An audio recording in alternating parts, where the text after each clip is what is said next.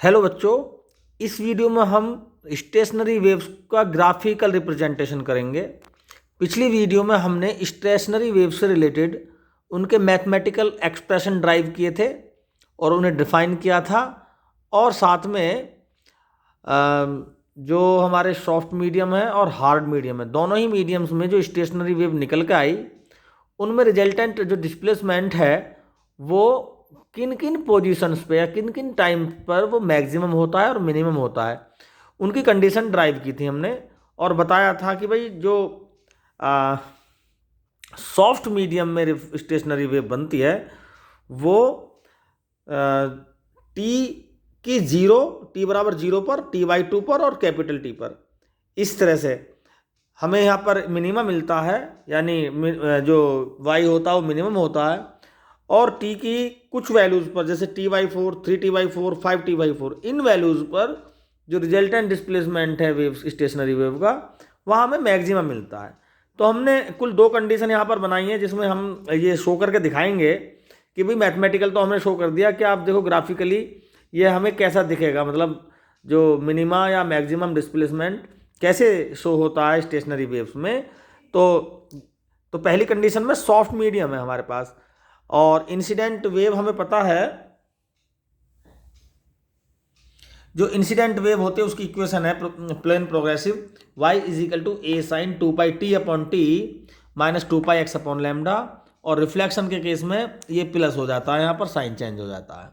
तो सबसे पहले t is equal to zero पर देखेंगे, तो t की वैल्यू जब यहाँ पर जीरो रखेंगे तो इक्वेशन बन के आ जाएगी ये, और यहाँ पर t बराबर जीरो रखेंगे तो इक्वेशन बन के आ जाएगी ये y is equal to A sine two pi X upon lambda. दूसरी कंडीशन में टी बाई फोर देखा है हमने, ठीक है, T is equal to T by four, ठीक। तो यहाँ पर टी के प्लेस पर अगर टी बाई फोर हम लिखेंगे तो मैथमेटिकली हम Y is equal to plus A cos two pi X upon lambda, और यहाँ पर टी बाई फोर लिखेंगे तो ये हो जाएगा A cos two pi X upon lambda. इस तरह से हमने पहली कंडीशन में T is equal to zero पर ये अभी इंसिडेंटी वेव बनी हुई है, यहाँ पर हम यहाँ ग्राफ बनाएंगे अब, ठीक है। तो ये इंसिडेंट वेव है फिलहाल यहाँ पर, और यहाँ से रिफ्लेक्शन होगा इसमें।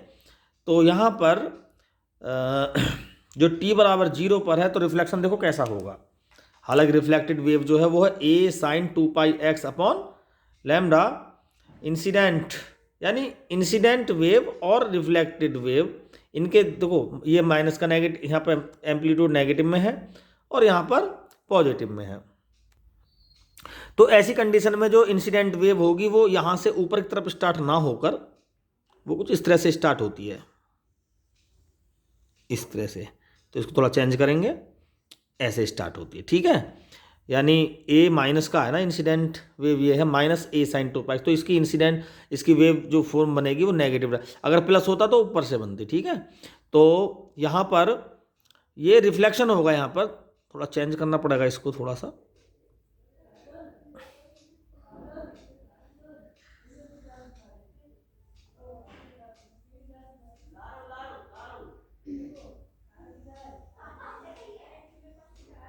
ठीक है, यहाँ पर ये हमारा बाउंड मीडियम बन गया जिसको हम बोल रहे हैं फिलहाल सॉफ्ट या ओपन बाउंड मीडियम।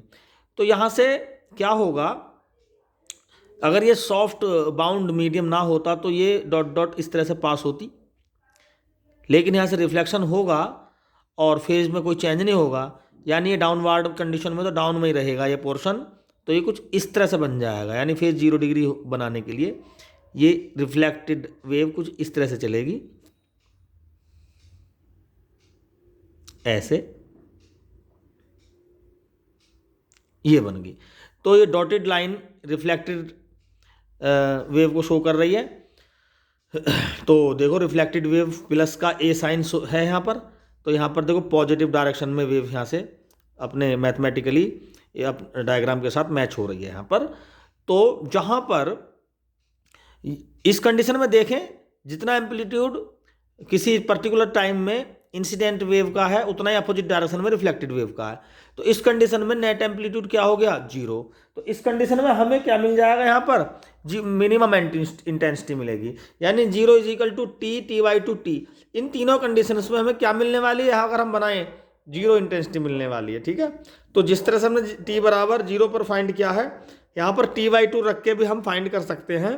तो रिजल्टेंट वेव फॉर्मेशन ऐसा ही हमें मिलेगा। ठीक है, अब यहाँ पर देखें जरा, t = t/4। इस इक्वेशन में जब t = t/4 रखा तो ये plus a cos 2πx upon lambda, यहाँ से b plus a cos 2πx upon lambda हमें मिला। तो जो कॉस साइन है, कॉस वेव होती है, वो ओरिजिन से ना निकल के वो थोड़ी सी 90 डिग्री के फेज में, जीरो के रेस्पेक्ट में यहाँ से स्टार्ट होती है। ठीक है, तो यहाँ पर क्या हुआ, ये यहाँ पर मिली आके पूरी हो गई वेव। तो इसको अगर यहाँ मीडियम ना मिलता तो क्या होता है, सीधी जाती। ठीक है, ऐसी परिस्थिति में ये रिफ्लेक्ट होगी, लेकिन ये अपर डायरेक्शन में तो अपना फेज चेंज नहीं करेगी, ये अपर ही रहेगी। तो इसको इस तरह ही जाना होगा, ऐसे। ठीक है, क्योंकि सॉफ्ट मीडियम में क्या होता है, फेज डिफरेंस जीरो। तो ये रिफ्लेक्शन जैसे यहाँ से एंट्री करेगी, यहाँ पर वेव यहाँ पर कंप्लीट होगी। तो ये देखो, इस मीन पोजीशन के अपर डायरेक्शन में है ना, अपर पोर्शन में, तो इसका रिफ्लेक्शन भी अपर पोर्शन से ही शुरू हो जाएगा, यानी फेज डिफरेंस इस कंडीशन में क्या होगा, जीरो होगा। और ये कुछ इस तरह से प्रोपोगेट होगी, रिफ्लेक्टेड।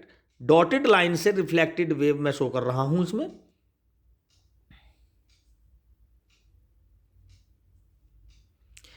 तो इसमें देखेंगे इंसिडेंट और रिफ्लेक्टेड दोनों ही वेव्स का जो एम्पलीट्यूड है दोनों के सेम डायरेक्शन में है। तो इस स्थिति में क्या होगा, दोनों का एम्पलीट्यूड ऐड हो जाएगा और जो रिजल्टेंट वेव होगी वहां पर एक नई वेव निकल के आ जाएगी, जिसका जो नेट एम्पलीट्यूड है वो प्लस हो जाएगा और नई वेव जो बनेगी वो कुछ इस तरह से बनेगी।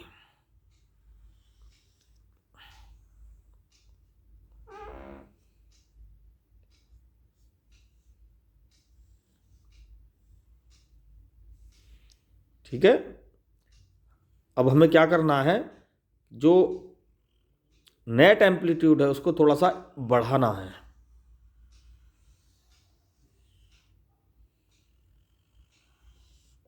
इस कंडीशन में। ठीक है, तो ओवरऑल यही कंडीशन 3t/4 पर मिलेगी, 5t/4 पर मिलेगी।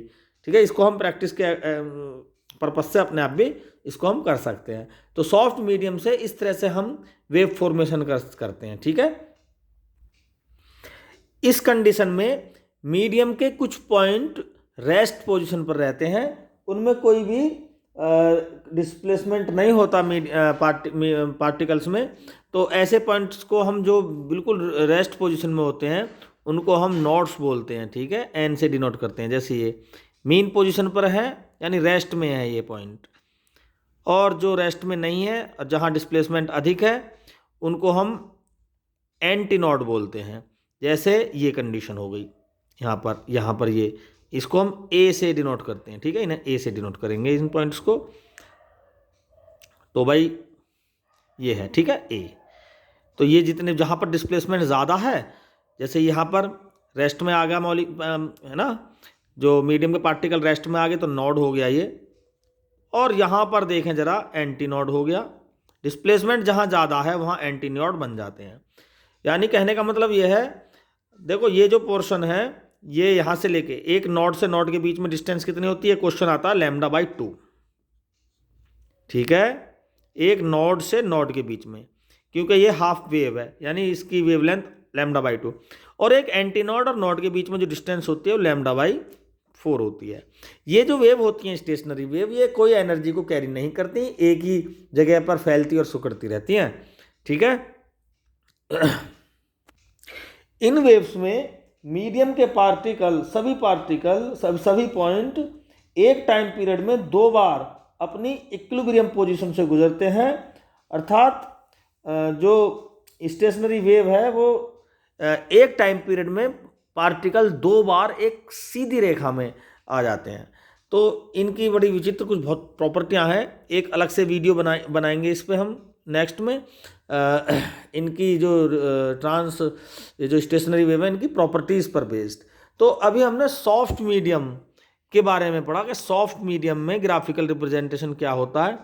अब हार्ड मीडियम के लिए करें जरा, तो हार्ड मीडियम के लिए क्या होगा,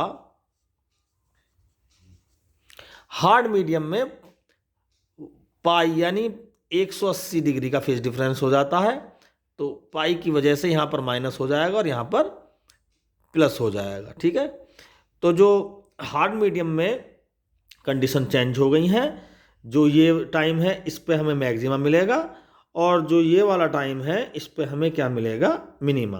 तो इसको हम इसी वीडियो के नेक्स्ट सेक्शन में इसको रफ करके थोड़ा सा दोबारा का डायग्राम बनाएंगे और इन कंडीशंस में हम वेव फॉर्मेशन देखेंगे।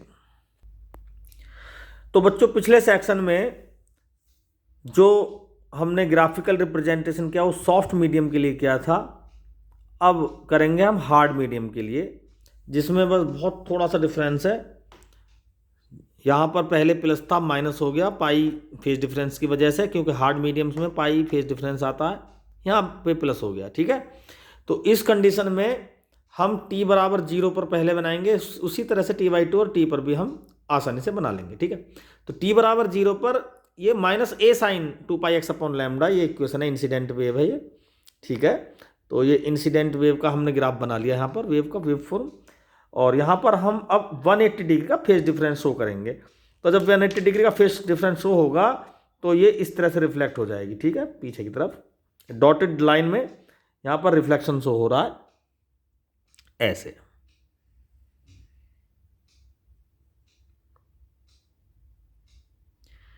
तो इस कंडीशन में हम बिल्कुल सॉफ्ट मीडियम के अपोजिट, वहां पर हमें इस कंडीशन में मिनिमम मिला था, यानी मिनिमम डिस्प्लेसमेंट मिला था, लेकिन यहाँ देखेंगे हम कि यहाँ पे जो इंसिडेंट और रिफ्लेक्टेड वेव्स हैं उनके एम्पलीट्यूड सेम डायरेक्शन में है, तो रिजल्टेंट वेव क्या होगी, एम्पलीट्यूड ऐड हो जाएगा कुछ इस तरह से। ठीक है, ठीक है, इस तरह से ये नोड पॉइंट हो गए। यहाँ पर सभी पार्टिकल कण विराम रेस्ट में है बिल्कुल, और जहाँ पर डिस्प्लेसमेंट ज़्यादा है वो एंटी नोड हो गए हैं। ये एंटी नोड, ये नोड है, यहाँ पर नोड है, ये एंटी नोड हो गया। ठीक है, जहाँ पर डिस्प्लेसमेंट मैक्सिमम है वो पॉइंट एंटी नोड है, और जहाँ पर डिस्प्लेसमेंट मिनिमम है वो नोड है, यानी डिस्प्लेसमेंट कम का मतलब है, जो पार्टिकल हैं वो रेस्ट में है। ठीक है, तो डिस्प्लेसमेंट भी यहाँ पर 0 है। अब हम देखते हैं सेकंड कंडीशन, t = t/4 पर, जो इक्वेशन t की वैल्यू t/4 जो हमने यहाँ पर पुट किया था, तो इक्वेशन ये निकल कर आई थी। 3t/4 और 5t/4 पर भी कुछ ना कुछ इस तरह से इक्वेशन आएंगी, तो सेम होगा t/4 की तरह। तो t/4 में हमने इंसिडेंट वेव हमने निकाली y = +a cos 2πx/λ। तो इसकी जो वेव बनेगी इंसिडेंट, ये बनेगी जो मैंने शो कर रखी है यहाँ पर, और अब यहाँ पर इसका रिफ्लेक्शन होगा। रिफ्लेक्शन के लिए इसको चाहिए 180 डिग्री का फेज डिफरेंस, तो ये इस कंडीशन में यहाँ पर तो रिफ्लेक्शन जो होगा वो 180 के लिए फेज चेंज कर देगी, यानी वो इस मीडियम में ना होकर वो डाउन में चलेगी, कुछ इस तरह से चलेगी। तो उसको बनाएंगे हम डॉटेड लाइन से, ब्लैक से, कुछ ऐसे यहाँ से शुरू कर देते हैं और इस तरह से चलेगी ये वेव ऐसे। तो यहां पर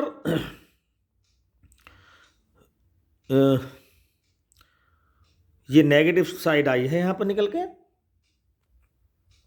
तो यहां पर इसको माइनस का होना चाहिए। ठीक है, यहां पर इस तरह। ठीक है, तो यहां पर देखें इंसिडेंट वेव का डिस्प्लेसमेंट पॉजिटिव डायरेक्शन में है, तो उतना ये नेगेटिव डायरेक्शन में रिफ्लेक्शन का हो गया, रिफ्लेक्टेड वेव का हो गया। सब जगह दोनों ही वेव्स के जो डिस्प्लेसमेंट हैं वो एक दूसरे के अपोजिट हैं, तो इंटेंसिटी इस कंडीशन में मिल जाएगी मिनिमम, यानी 0।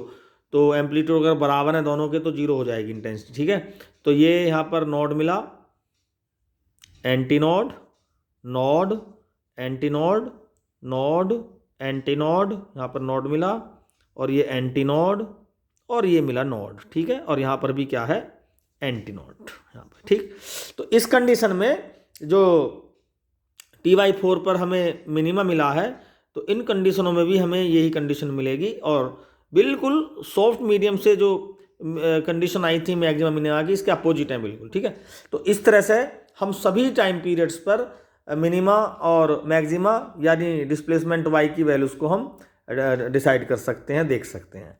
तो हम आशा करते हैं कि ग्राफिकल रिप्रेजेंटेशन जो स्टेशनरी वेव है उनसे रिलेटेड आपको समझ में आ गया होगा। Thank you.